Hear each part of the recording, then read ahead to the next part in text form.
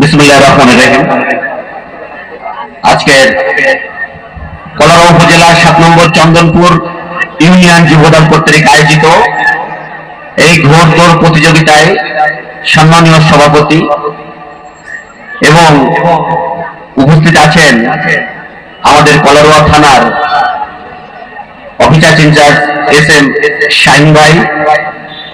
উনি মাদককে যেভাবে নির্মূল করার চেষ্টা করছেন, আসলে আমরা যদি সকলে তার সহযোগিতা করি, ইনশাআল্লাহ আমরা কলারোয়া থেকে মাদক মুক্ত করতে পারবো।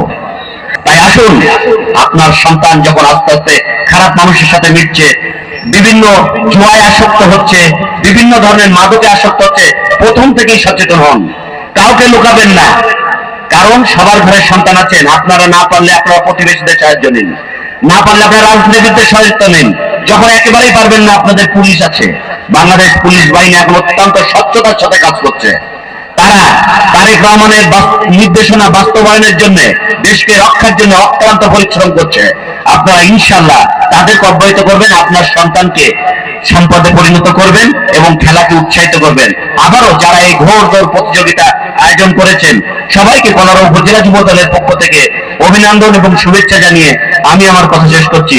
একটি কথা না বললেই নয়, সেটা হলো আমাদের কলারোয়া তালার সাবেক এমপি, গণমানুষের নেতা হাবিবুল ইসলাম হাবিব ভাই, উনি কিন্তু আজকে এই অনুষ্ঠানে থাকার কথা ছিল, কিন্তু উনি থাকতে পারেনি। তার কেন্দ্রের বিশেষ কাজ ছিল। তিনি বার্তা পাঠিয়েছেন চন্দনপুরবাসীর জন্য।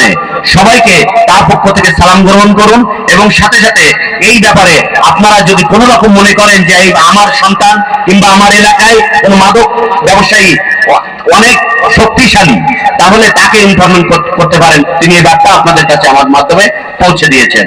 এবং মাদকের ব্যাপারে, ব্যবসায়ীদের ব্যাপারে যদি কেউ সুপারিশ করতে চায়, সে যত বড়ই শক্তিশালী হোক না কেন, তাকে কিন্তু রক্ষা নেই বাংলাদেশ পুলিশ দ্বারা। অতএব সবাই সচেতন হবেন, নিজের সন্তানকে আবারও খেলাধুলার দিকে উদ্বুদ্ধ করবেন। আবারও সবাইকে ধন্যবাদ জানিয়ে আমি আমার কথা শেষ করছি। আসসালামু আলাইকুম ওয়া রাহমাতুল্লাহ। এখনই পুরস্কার বিতরণ অনুষ্ঠান হবে ইনশাআল্লাহ।